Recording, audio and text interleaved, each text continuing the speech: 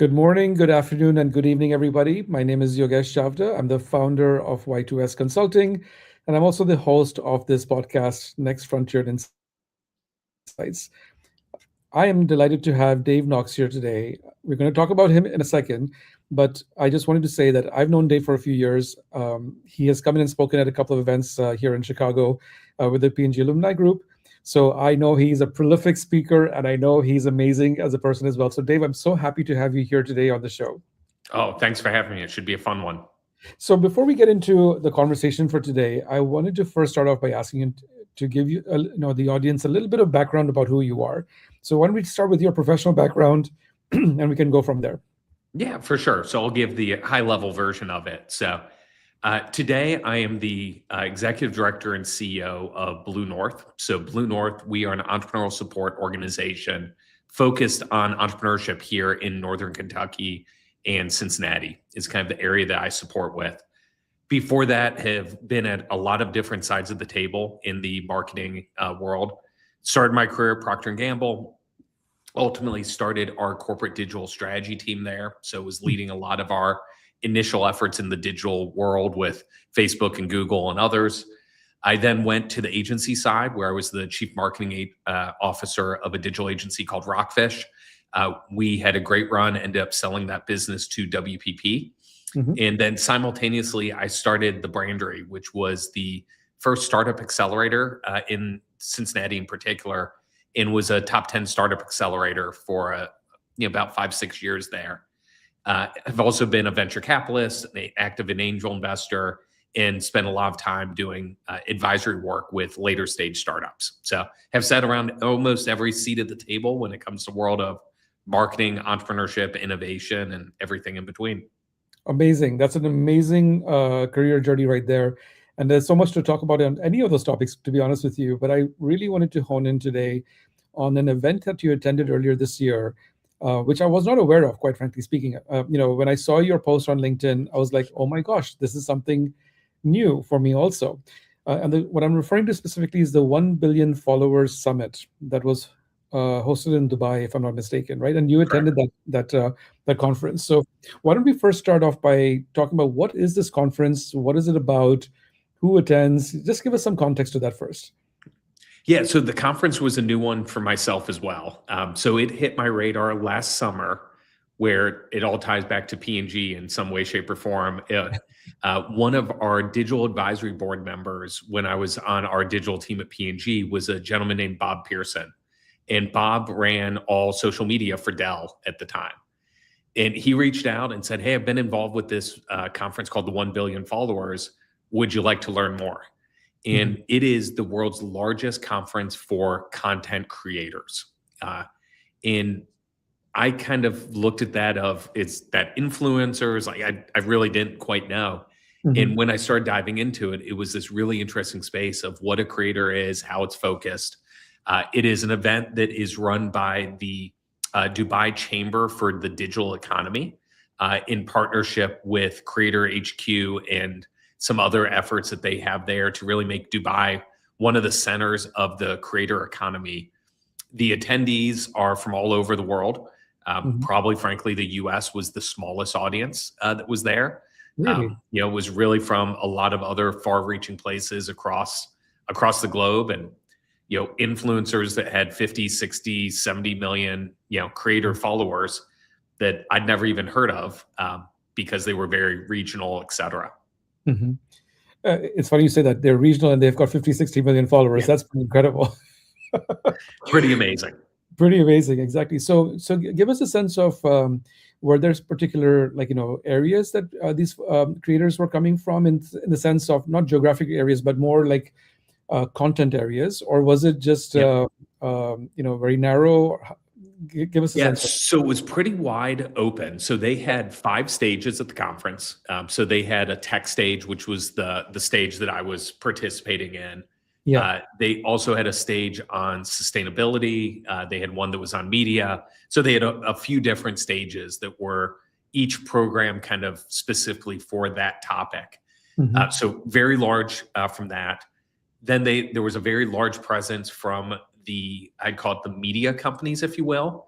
So Snapchat, TikTok, Disney, YouTube, um, Google all had their own activations that were taking place.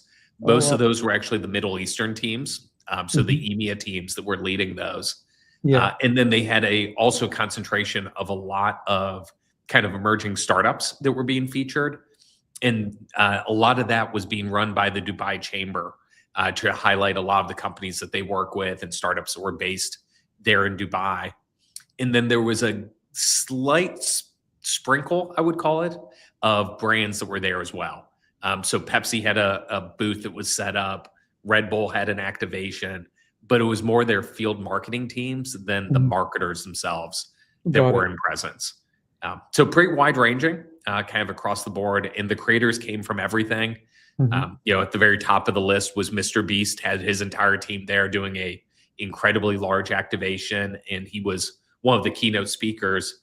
But then they had Hollywood, such as Will Smith was there for his new documentary. Um, but you had streamers such as Preston Plays, which was one my kids were the most excited about. Yeah. But then things like Twitch and others that were there as well. Wow, this is pretty impressive. That's one of those situations where, like, it's a hidden gem of knowledge that's being made available to people, and people just need to be aware of it, quite frankly speaking, right? So, what surprised you most when you saw this event? You went there, like, I was at CES, for example, in Las Yeah. Vegas around that time. It was my first time, and I was completely like, oh my gosh, this is pretty incredible. I'm curious to hear your thoughts on what you saw at this particular summit. Yeah, so for me, the thing that was probably the most eye-opening was the difference between influencers versus creators. Mhm. When the event kind of first came up, I used those two words interchangeably, and I still find myself at times doing it. Mhm. But the difference of a creator is it's really a business that exists. It's a content business. And I'll use the example of Preston Plays. So my experience with him was he does Minecraft videos for the most part. I have 13-year-old twins. They absolutely love his stuff. It's Yeah. probably one of the ones they watch the most. Yeah. And you see a video like this with obviously a green screen behind, showing the video game play, and it looks pretty simple. In the course of his talk that he gave, he mentioned that he has 45 employees What? that work on his team. What? It's like, okay, Incredible. you can fake a lot of things in life. You can't fake payroll. If you have 45 people, that is 45 people that is expecting a paycheck at least every month. So that was pretty eye opening of how these truly are their own, mini media companies. They're not just influencers. They're living off, brand endorsements. They really are media companies and creators. And are they making their money primarily because they have such huge followers on YouTube and TikTok or whatever? Is that where how they're actually making their money, or is it also sponsorships, or is there some other mechanism that Yeah. they're using to drive revenue? Yeah, all of the in between. So it is Yeah. all of those. It starts obviously with the subscriber count and what that can do from a media standpoint, Yeah. but all the adjacents that come out of it, Hmm. um, you know, a lot of them have their own products and brands as well that exist with that. Yeah. Because also you think about, and that was a topic we covered a lot in one of the panels I was on, where how much have we spent over the years on advertising as we try and launch products and brands? Yeah. Well, when you already have a built-in audience of 60 million people that's equal to, not quite the Super Bowl, but pretty close, Yeah. that's a pretty remarkable advantage it gives you from day one for your, CAC costs and everything else for an acquisition. So there was a lot of folks that they're starting to make money off of that, Hmm. um, and all kinds of other different ways that they slice and dice their businesses. It's funny you say that because I saw on LinkedIn this young woman show up on my feed maybe 3 months ago. Her name is Brooke Monk, and I'd heard of her previously through TikTok. I'd seen her show up on my YouTube, my TikTok feed, and I was like, okay, young woman, doing her thing or whatever. So I kind of ignored it, right? But when she showed up on LinkedIn, I was like, why is she here? And she started her content on LinkedIn was very different from what her content is on TikTok, for example. It was very business focused. And what I realized is that she was actually launching her own beauty brand, which she did about 3 weeks ago, right? And one of the things that she says on LinkedIn is that as a 23-year-old, she's got 60 million followers, across all the Mhm. platforms, and here she's launching a beauty brand. And to me, it kind of like reflected that the whole brand building model that you grew up with and what I grew up with seems to have completely flipped on its head in terms of how they're building up the audience before they actually launch the brand in a way. Yeah, that's exactly it. And they don't have to rent an audience anymore. They own the audience. And that really Yeah. changes what that game looks like. Yeah. So the role of advertising also changes in that context, I would imagine too, right? Yeah. Or Yeah, that's exactly it. So, and it becomes about the entertainment and the engagement and what all of that looks like, not just about selling a product. Um, yeah, and these folks are creating lifestyle brands. I'll use the example of Mr. Beast. So he was one of the keynote speakers, and then he had yeah, a incredibly large activation right in the middle of the kind of the whole conference.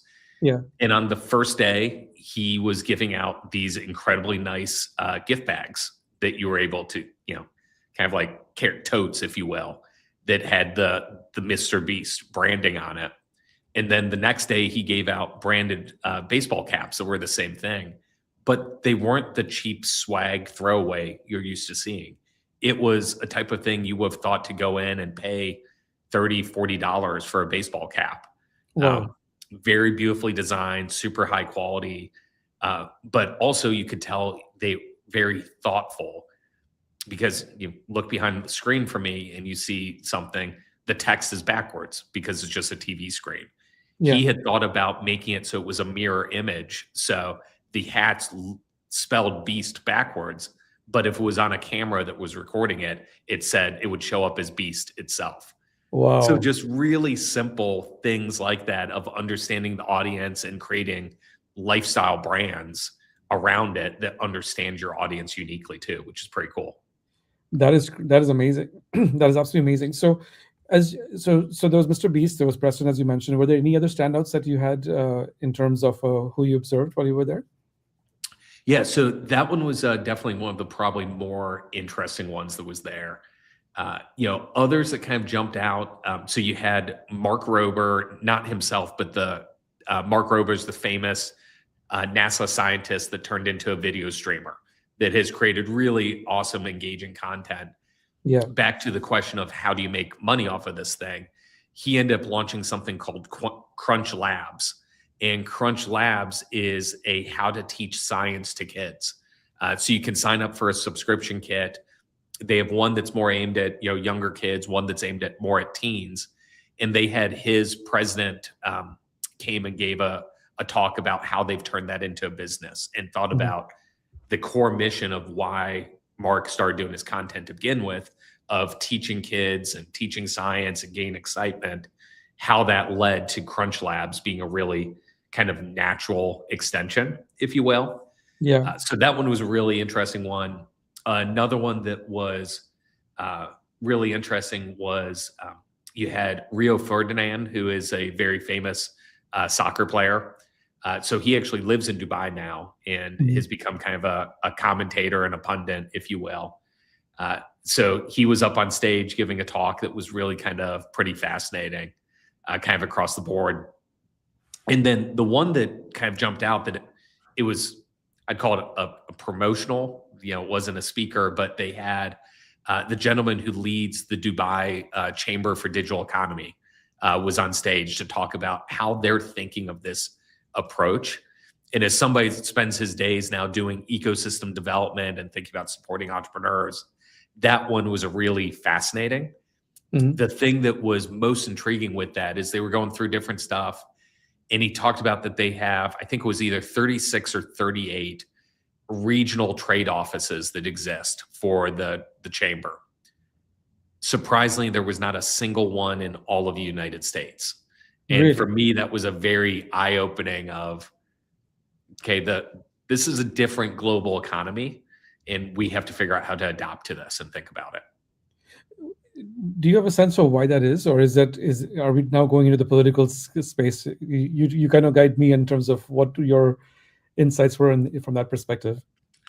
Yeah, it's one I'm actually still trying to figure out.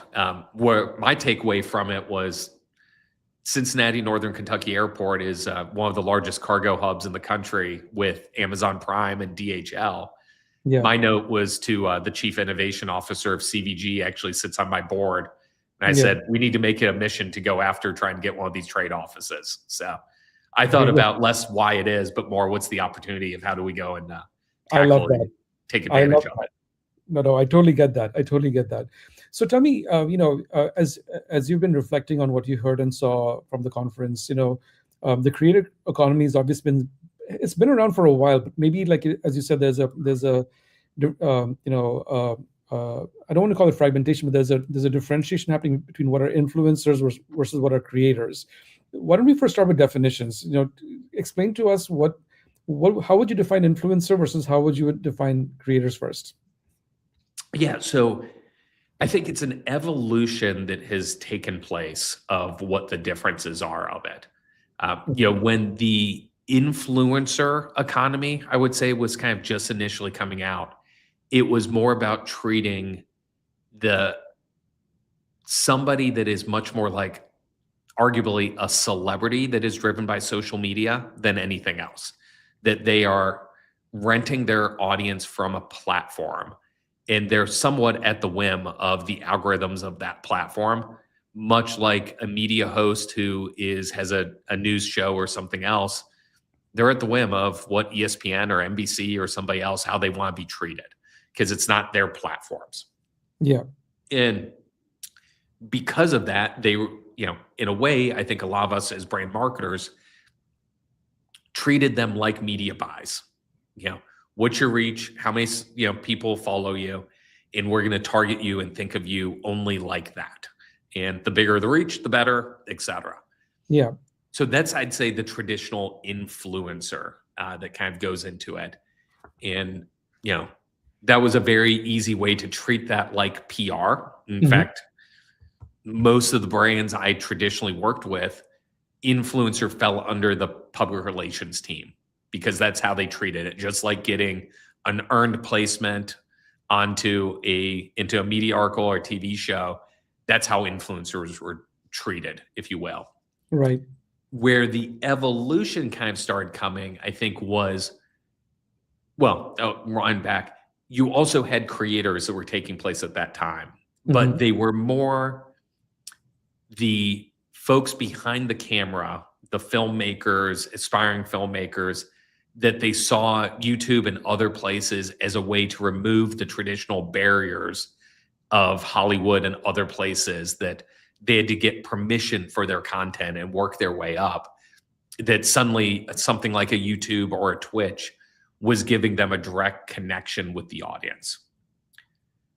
Creators are where we live today, are the evolution, I think, of that influencer economy being merged with the difference of the content creation community to think about creating new media companies and new media brands that often live beyond the platform that they maybe started at. I don't think one of these creators only identified them as a YouTube star or a Twitter star or, go down the platform. They talked about, am I a short form or long form content creator? And how's that changed their approach? So for instance, there was one panel that was actually on how do you use, I think they called it creators in the education economy. And so they were creators that their whole thing is around teaching something. And I didn't know most of the panelists on there, but one of them was a guy named Odd Danny, which I forget what his real name is, but let's just call him Odd Danny for now. Yeah. And he has gotten caught in my algorithm for Facebook from a short-term video reel because he does these really cool, compelling 60-second clips on an animal that is got something unique about it. So he does these. And he talked about how different it is for what he has to do as somebody creating a 30 to 90-second content versus one of the other panelists was somebody that focused on long form, 10 to 20 minutes type of content and the differences. So they weren't talking the platform. They were talking what's the type of content on each platform. Because an Instagram story looks, or I'll I'll mess up the terminology of each platform, but a Yeah. story versus a reel versus a TikTok Yeah. are very similar, but different than a long form on a YouTube or something else. Wow. So in that process, it's not that they're changing the content; they're just changing the format. In the context of a reel, for example, they would probably be making it very punchy. It's like 6 seconds, 10 seconds, whatever it is now. Yeah. But the fact that they're thinking through and they're known more for the content than the platform, that's a huge shift in my mind. Also, Yeah. right? Yeah, Because now, very much, because we always thought about the platform first only. It was, let's go right? find Yeah. somebody on Twitter, or let's go find this. And now it's more about they are brands themselves, and the brand extends beyond the media platform. I was going to say exactly that. That they are now the brand, right? So we Yeah. talk about, in our world, I know I'm sure you face this yourself. We talk about our personal brand, right? And we talk about putting our personal brand on LinkedIn or whatever as marketing professionals. But these are people who are actually creating their own brand with their name associated to it across platforms, and they're sharing content that's unique to them, Yes. or and that's what's attracting the audiences, and that's why they're building up these kinds of communities at the end of the day, right? So, but was there any conversation around how do they come up with the content? Because we both know it's not easy to have content every single day to share, right? So was there Yeah. any conversation about that? Yeah. Everybody had kind of different discussions on it, I would say. Really? You had, like, famously, Mr. Beast had his, I think it was a year ago, maybe, that Hmm. an internal document leaked out about how he thinks about content creation. And it was essentially a memo he wrote to his employees of how to succeed at Mr. Beast. And he talked about, we have to wow. The content, and I'll butcher the exact way he framed this, but he said, like, the content we did 5 years ago, 2 years ago, or even 6 months ago, we have ratcheted up the expectation every single time of what that content looks like. So we can't think about the content of how it was, because we have to change what that bar looks like. Um, so you have somebody like him that's kind of taken that approach of, this is how he thinks about it. You have others that we don't have a limit of the number of things we can talk about, but people have expected a certain type of video from us. And that, almost the format is as much their brand as anything else. So if you watch, like, one of the Odd Danny ones, to use an instance, he's always got himself in the bottom left or right hand corner, kind of giving the commentary, and he's got stock video and photos that are playing behind him as he describes. And he is intentionally trying to do that shock to grab you in. Hmm. So you have folks like that, they're kind of doing it. But then you have others that are experimenting. So one of the folks was a comedian named Nigel Nying, who he's best known as Uncle Roger. So Uncle Roger has a very famous kind of orange shirt that he wears as his kind of identity, and is also kind of risen to fame by making fun of Gordon Ramsay's cooking and how Gordon Ramsay makes fried rice, etc. Hmm. But he was talking about how he is starting to do different types, and he's actually going into now traditional Hollywood, where he's creating a cartoon around the whole brand and the character that he's created. Wow. And it's an animated series that's going into it, and how different but similar that is. Because he said, even though we're going to our cartoon, it's not a story about me or this, comedian character that I've had. There are now expectations that people have about the brand of Uncle Roger that I'm having to create as a cartoon and live up to those expectations. So it's an interesting kind of creative exercise of the content that's almost expected in that way, and Hmm. how do you bring it into different mediums and different formats. Um, It's so not it's not too dissimilar from what we did at P&G, for example, when we were yeah, thinking about, like, expectations versus performance, right? We spent so much time thinking about not wanting to overpromise, but to show that wow perspective with any brand that we were working on. They're not doing it in the context of people and lifestyle content, as you said. right? But the brand building process is not. It doesn't sound that different to me, or maybe I'm missing something. No, fundamentals still stay true. They really do. Um, and I think the ones that have gotten to be 20, 30, 40, 50 million followers, Yeah. they're actually the ones that understand that. Those that thought about it's just creating a good video or making people laugh or down the line, Yeah. they probably had their moment in the sun. But those that thought about this is me building a brand and what it looks like, Hmm. that's the ones I think that separate. And it creates some tensions, I think, for several of them. Yeah, I don't know if it was intentional, but we all know it as Mr. Beast. Multiple times the speakers talked about Jimmy, that's his real name, instead of using the persona of Mr. Beast. So you saw that play out a few times because you do have these, not even a 50-50 split, but they created brands like it's not just Preston or his whatever his last name, it was Preston Plays. It's Yeah. Mr. Beast, not Jimmy. It was Uncle Roger, not Nigel. So this tension of I've created almost a personality and a brand, Yeah. and where's my brand separate versus myself when I'm kind of the same thing, but I've created a brand around me that's different than the person. So do you see this becoming, this is seeming like it's the new normal in a way, right? In terms of brand building, with people like, Mr. Beast or Uncle Rogers, as you said.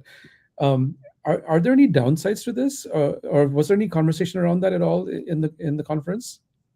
Yeah, nothing that came up in conversations that I was in, but it Yeah. definitely is a potential downside of you also have that, and we've all experienced it, and mostly take brands that have gotten in trouble because of being tied to celebrities. Yeah. Famously, Adidas with Kanye West, and a lot of we can go down countless examples. Yeah. End of the day, human beings make mistakes. We are flawed by nature and things will happen at some time. And when you have an entire business now that is tied to a person and a personality, Hmm. that is a slippery slope.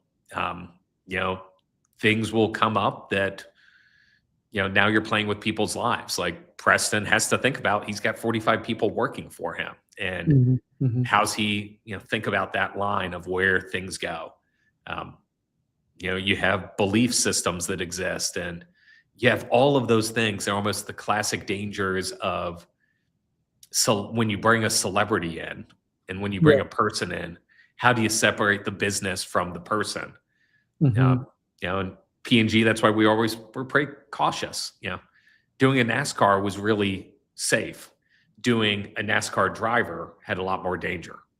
Right. So Right. And I also think about long term in terms of like what happens when this person wants to retire, if they want to yeah, retire. How does that play out? Or are they kind of like capturing a particular audience that they grew up with, and that's the end of it? Or are they kind of like repositioning themselves with a younger audience every single cycle, so to speak?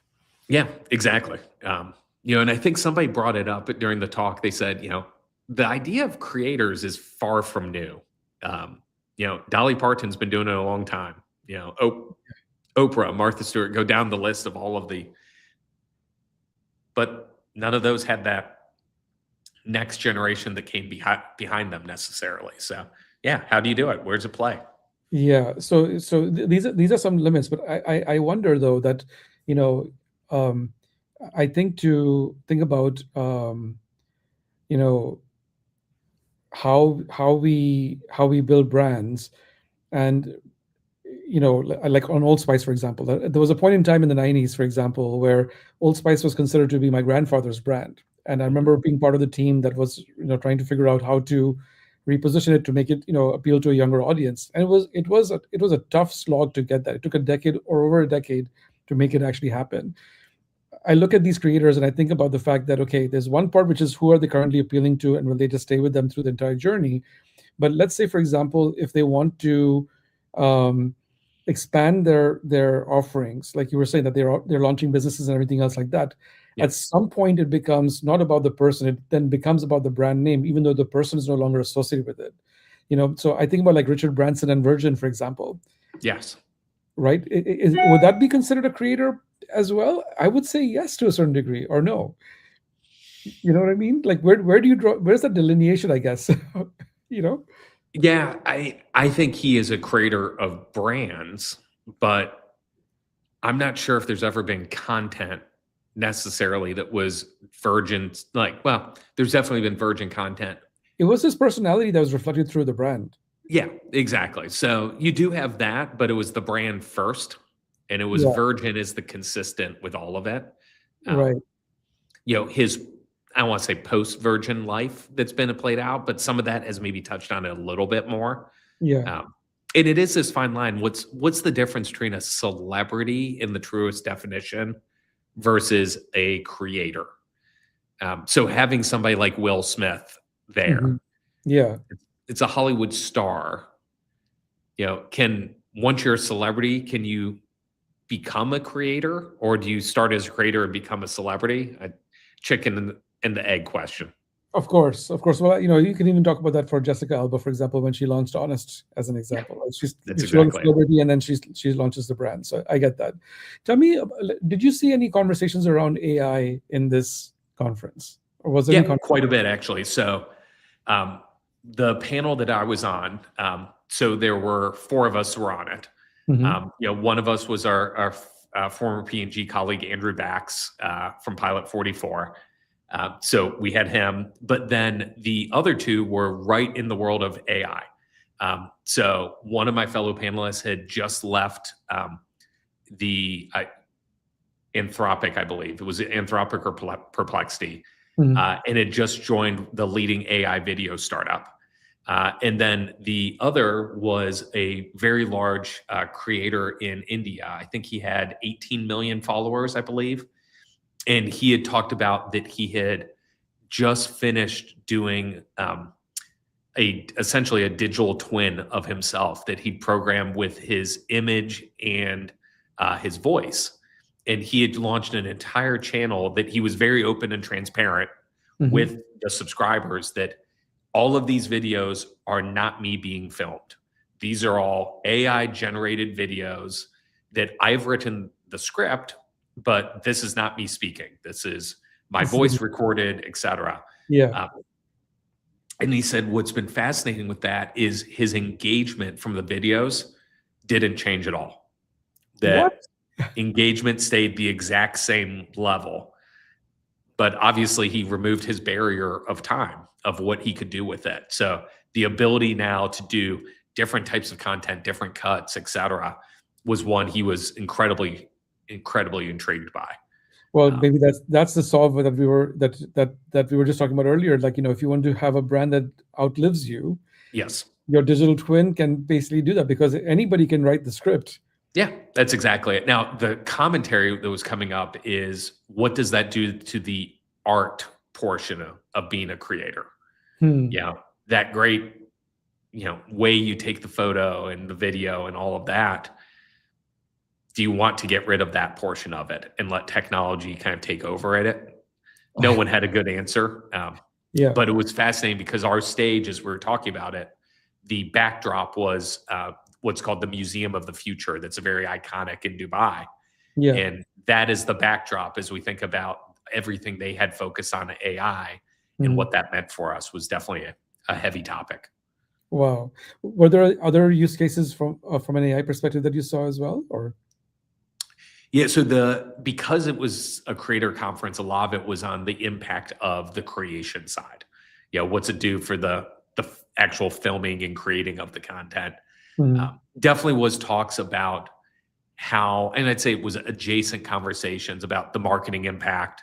How do you think about using that of, just being more efficient as a creator Yeah. of there's a lot of platforms you have to post on, a lot of ways you need to slice and dice the content for those different things. Mhm. The power of AI to allow for doing that and the efficiency, Mhm. um, and take like a Preston Plays, he's been creating, he's now, I think he said he's 29 or 30, but he's been doing this since he was 12 years old, is when he launched his channel. Yeah. Would he have 45 employees if this was just being launched today with the tools that AI enables? Like, Hmm. probably not. So discussions like that of what that allows and what that enables definitely was top of mind. And Amazing. you even had, so of those big brands I mentioned, the only one actually, so Google Gemini had Go Bananas and a very large presence around pushing and promoting their AI plays. Um, but it was interesting to see Disney didn't have anything, TikTok didn't, YouTube didn't directly, but that's because they had Google, across the way. Yeah. Um, and Instagram didn't. So even Facebook, while they had a presence with Instagram, they did not have their AI team there. It was really only Google with Gemini that was the only one there focused on the big companies thinking about that. Amazing, amazing. Because there's a lot you can do now with these platforms, right? So Yeah. leveraging AI, like Nano Banana is a great example of that. Did you see, like the other big question that I had in my mind is that creators are they're creating content, but what they're really creating is stories at the end of the day, right? So what were your thoughts in terms of how storytelling is evolving based on what you heard and saw there? I would say with the storytelling evolution, the art of storytelling Mm, becomes even more important. You know, if you're having 2 minutes to grab somebody's attention and do an entire story arc, story arcs, there's a reason that things follow a certain order of everything we look at. yeah, That is still an art form to be able to do that and think about that and really create it. yeah, So the ones that do it great continue to really hone that craft and think of it as a skill.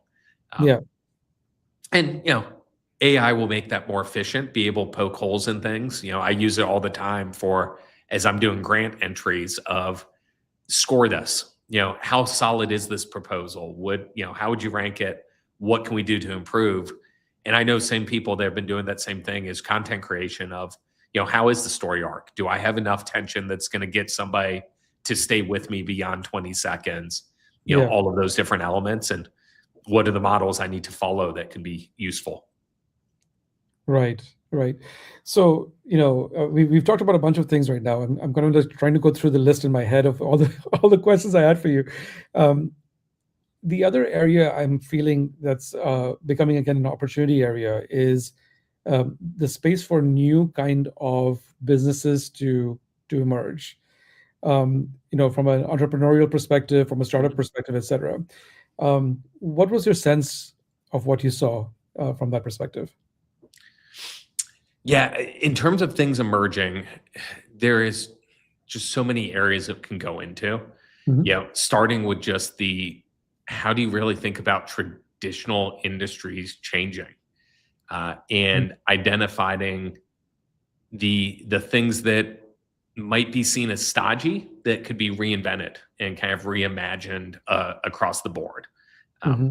Consumer products, et cetera. There was a lot of conversation, for instance, around um, the space of hydration and what Logan Paul did with the emergence of Prime.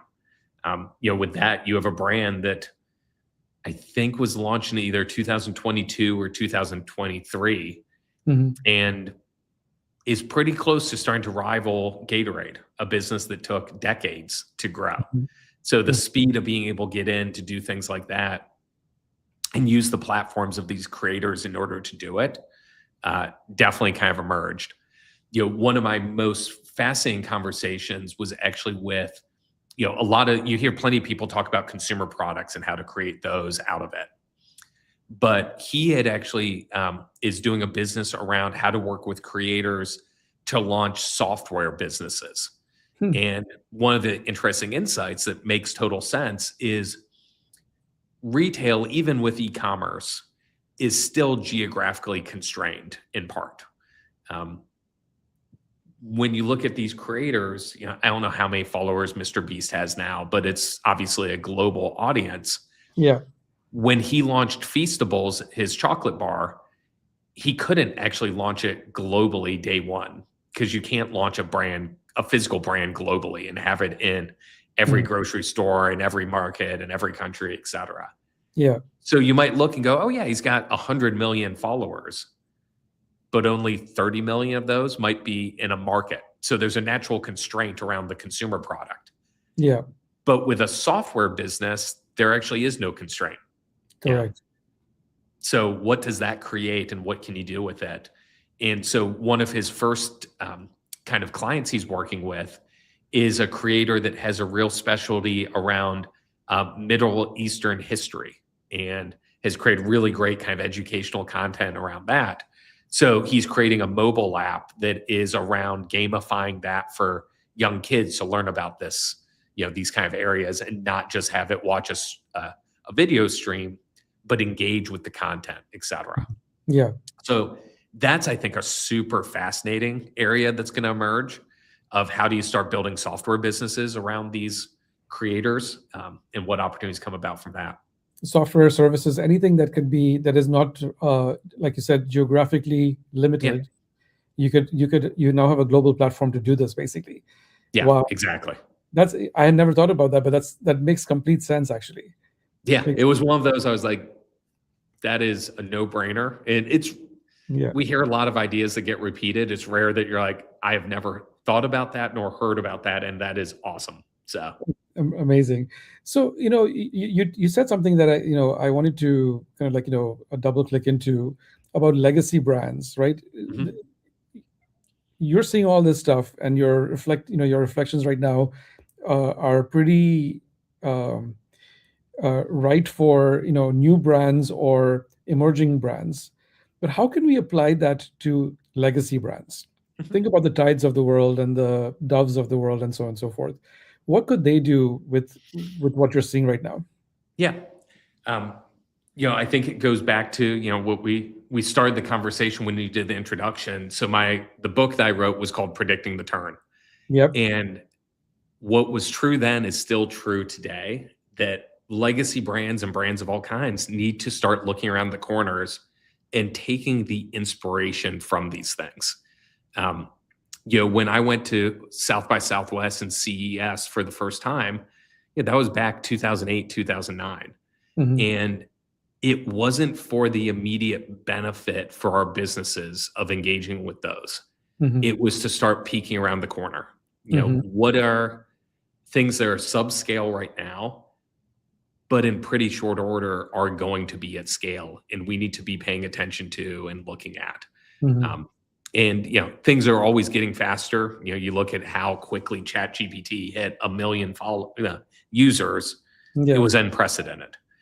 And so those same things, legacy brands need to be thinking about. We're not going back to the good old world. The days of 30-second TV spots are long gone. Yeah. So what do we do with this? How do we engage with this and think about these different areas and what it plays out? How do you think about the creator economy? How do you think about service?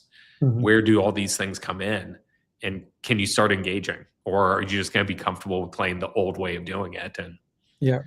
you're not going to go out of business, but you might watch 2% a year start disappearing. And before you know it, that leaky bucket is become bone dry.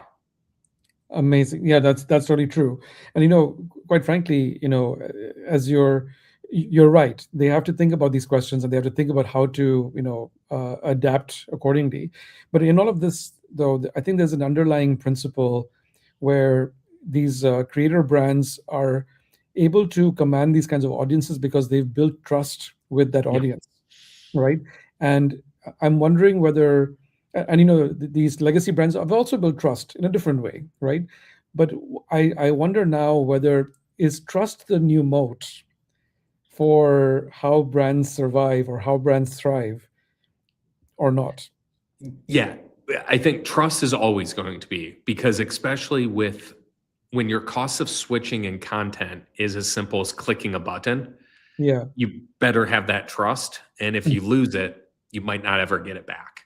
Right. So that can happen immensely. One of the things I think is really intriguing with it, and goes to the theme of this, is the insights. Hmm. One of the startups I work with here locally is called Niche Fire, and they do a lot of work around cultural intelligence and helping think about the insights that come out, et cetera. Yeah. With the creator economy, you can take advantage of those insights at the speed of which the insights are generated, Mm. versus the traditional legacy brand approach, where those insights will inspire, but it might inspire something that is a month from now, 3 months from now, 6 months from now, Hmm. once it gets through the cycle, versus an insight that can be tapped into immediately. And with the speed of how things are changing, not that insights quickly, their half life is changing, Hmm. but it kind of is a little bit. That insight you had back in Thanksgiving, by the time you do your Super Bowl ad, it actually might be completely irrelevant, because things have changed underneath it from a fundamental. So Hmm. that speed that comes in with it, that's, I think, the biggest thing that needs to change, because legacy has been built for safety and certainty, Hmm. not for speed of decision making necessarily. No, I get that, and I think what the way I'm interpreting what you just said is that really there are like two levels of insights. There's going to be those that are like foundational, timeless insights, where I think most insights, firms or insights teams within, companies or whatever have tried to focus on that space because Yeah. that's what, gives the longevity and the sustainability for, for the product or the initiative, the campaign or whatever the case may be, right? But we have entered a world where there is this other frame of reference where things are short term, but they're real time, which is what Yes. which is what you're really talking about. And we're not equipped as a marketing industry or an insights industry as a subset of the marketing industry to do that, quite frankly speaking. And I think Yeah. these creator these creators coming out of the creator economy are the ones who are actually showing us how they can actually do it. Yeah, that's exactly it. Well, Right. and I'll use an interesting example that's a very, very small, but just in my own life. Yeah. So I do, about twice a month, 3 times a month, I'll do a column for the Forbes CMO network. Yeah. And I just did an article on a new emerging brand Hmm. that I'd met the founders, was really fascinated with them. And the whole thing was about an alcohol aid that they brought from South Korea to the US because they were both South Korean students that were Yeah. at Brown University. Hmm. And for the first time in my writing with Forbes, it had hit on Google Discovery, and within 24 hours was magnitudes more readership than I ever get for one of my pieces. Yeah. And being a marketer, I was like, I need to figure out why. Like, Yeah. what caused this thing to perform so much better than having, remarkable CMOs and other folks that were, the name recognition was tons higher than these others. Yeah. And it was actually when I plugged into some different AI tools to ask that question.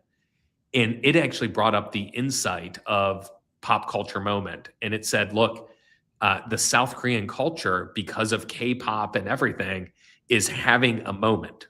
And you hit on something else that the algorithms are looking for, even though it was an adjacent category in a CPG. Hmm. It's like I never thought about that. I never connected K-pop to why a alcohol aid would be something fascinating for it. Yeah. But the algorithms recognized that insight and were connecting it and playing it up. Will that be true 6 months from now? Probably not. But super interesting to see that play up, even in something like how a search engine decided to take a piece of media and to elevate that and drive kind of an organic search as a result. Well, first of all, that's fascinating. I had never heard that before. So this is like, like what you're saying here basically suggests that there's an explicitness in how these algorithms decide what kind of content to prioritize versus not, right? Yes. That's a decision-making process that, most humans would typically do, right? Some developers had to sit down and make that decision making very explicit for the algorithm to know what the guardrails are for what should and what should not be part of it, right? And in that process, the fact that it was picking up on your particular piece and being able to give it that amplification tells me that from a trust perspective, from a um, what's the word I'm trying to use, the algorithm itself has to trust itself in this case, Yeah. that it's making the right decision, right? There's a scoring system that's involved in that of some sort, right? And to me, what that's telling me is that I would be, how would I, as a content creator, figure out what would be those things that the algorithm is actually looking for. Yeah, That becomes that's the exactly it. that becomes the bigger question. I think that's what you Yeah. were trying to solve for when you were asking all these different LLMs how to solve for it, basically, Yeah, right? that's exactly it. And it's like, I don't know if there's a formula, but I tried to probe and see if there was one. I wonder if again, the traditional way of how we would do this would be saying, what are the trends, what are the emerging trends, and are we latching onto the emerging trend for the brand? Yeah. All this has become automated now Yeah. by the sounds of it, right? So as a marketing professional, are we so behind in knowing how these algorithms actually work, and should we do to upskill ourselves to at least have a frame of reference to say how to play with the algorithm, not compete against it or to try to influence it, but just know how it actually works. Yeah, that's exactly it. And, it goes back to, we used to do the exposures to the Facebooks and the Google and do talent Mhm. exchanges, et cetera. Yeah, You could argue that's more important than ever because, well, we could never even understand what the algorithm's saying. It's thousands of lines of code. of course. At least understanding intent and how it's thinking about it, why it's things being coded, Hmm. those are more important than probably even understanding the mechanism of buying the ads and doing all the other things. Do you feel that we're very behind on this stuff? Because I certainly feel that right now. Behind as As, marketers, as marketers, yes. yeah, no doubt, no doubt about it. Especially in the big corporate side, I think it's very much behind the scene. I've been spending a lot of time, for instance, as the vibe coding is the trend that has happened for developer. There's now Yeah. vibe marketing that goes along with it. Yep. And as a marketer, it's for me, it's been a very interesting. For the first time in my career, I started in '03, and I was right after the dot-com bust, and I had a manager who said, "You have a natural advantage because you are a digital native, and you Hmm. were born understanding these rules of the sandbox, Hmm. and you can go use those rules to build brands and understand in a way that even somebody that's 5 to 10 years older than you at P&G, they're having to learn what is native to you." Yes. Fast Look. forward 22 years later, and AI is that first time where I'm like, I don't feel like I'm a native anymore. I Yeah. have to learn an entirely new versus a generation that is just learning this by nature. Uh, Dave, I started 10 years before you at P&G, and I certainly felt what you just said because I was not a digital native, right? It predates my time. Crap.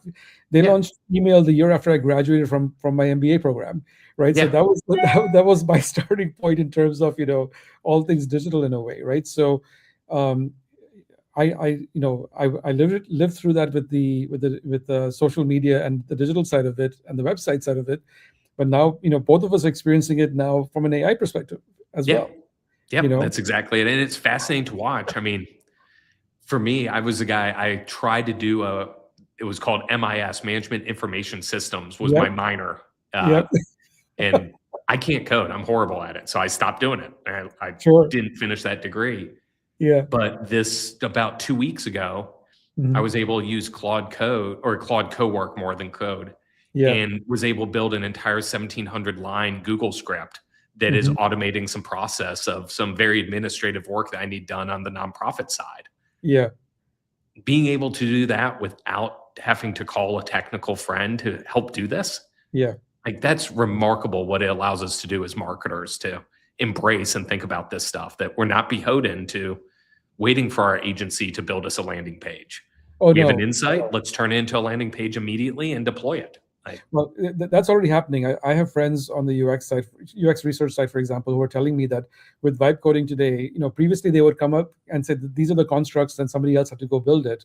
Now the expectation is that they have to build it themselves and show the examples, right? yeah, And that's exactly it. wireframe it to the point where you can actually have something that is somewhat workable. Actually, that happened with me last night. In fact, for Yeah, a particular client, I showed him this morning what it would actually look like.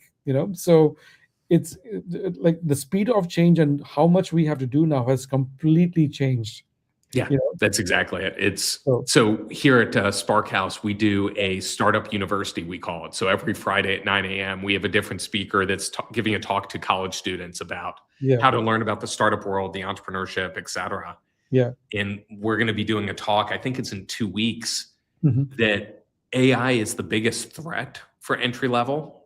I hmm think it's only a third of college graduates are finding jobs in their career of study because yeah, of it right now. yep, But it's also the biggest opportunity because you can be a native, you can learn this and make it an unfair advantage for your career 100%. that your bosses won't be able to. So they just have to figure out that balance.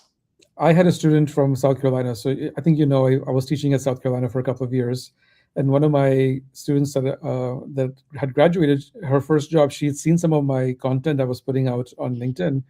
She reached out to me and said, "Hey, can I use some of your tools with my boss?" And she kind of got approval to use ChatGPT and custom agents and all that kind of stuff.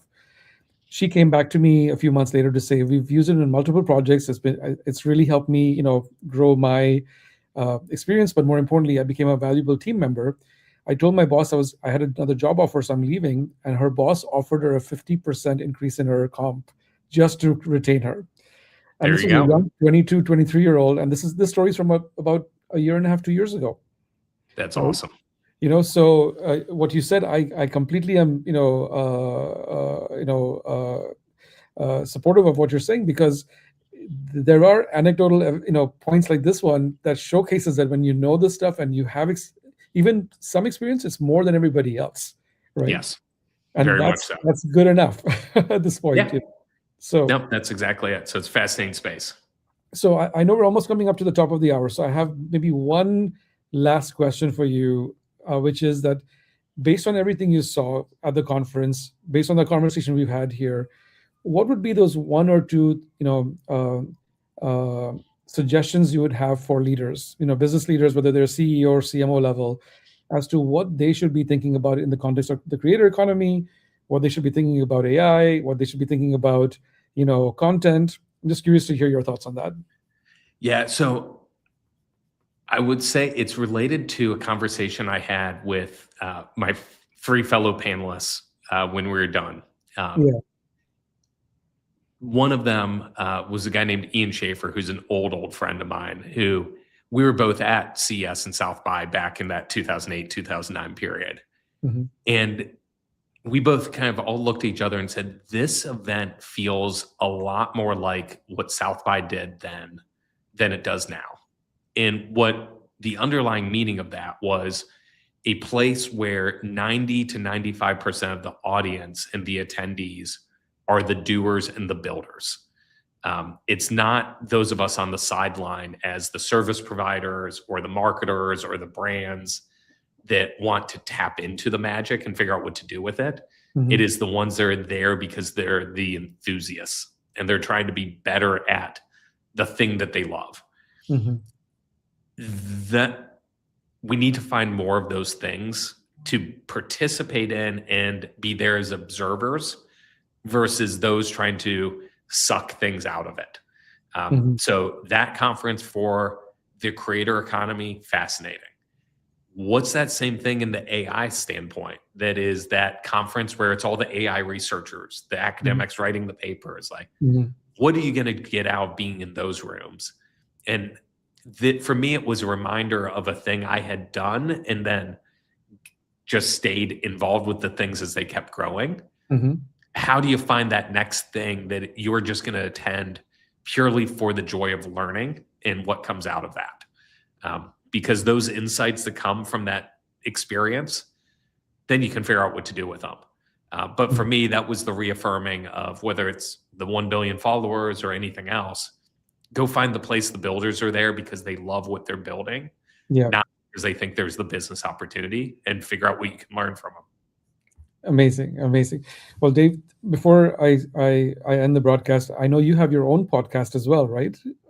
Are I you? do. So, yep. Tell us a So little bit about that. everything's under my brand of Predicting the Turn. Yeah, So you can type Predicting the Turn on uh, Spotify, Apple, whatever you might need, and you'll be able to find everything. And the writing goes along with it is on the Forbes CMO network. fantastic. Well, Dave, Thank you so much for gracing us with your time. This was an amazing conversation. I can't believe the time went by so quickly, actually, because there was so much to talk about. So, thank you again, and thanks everyone for listening. We will be back in a couple of weeks. Talk to It was a you. pleasure. Okay, take care. And